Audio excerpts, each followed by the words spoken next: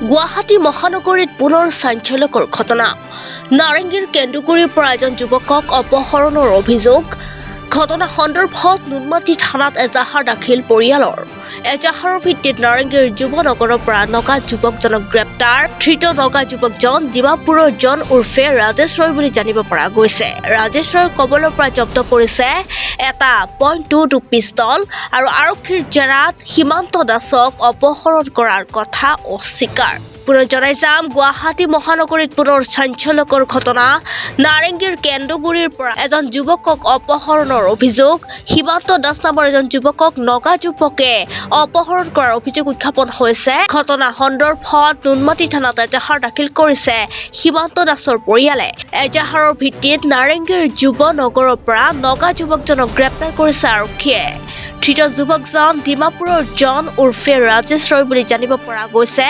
ৰাজেশ ৰয়ৰ কবলৰ পৰা জব্দ কৰিছে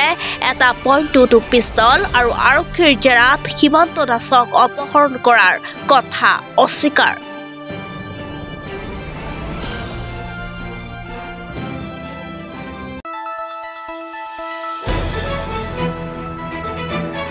দ্য নিউজলেণ্ডছ অবিৰত তথ্যানুসন্ধান আপোনাৰ সেৱাত খবৰ সন্ধান দ্য নিউজলেণ্ড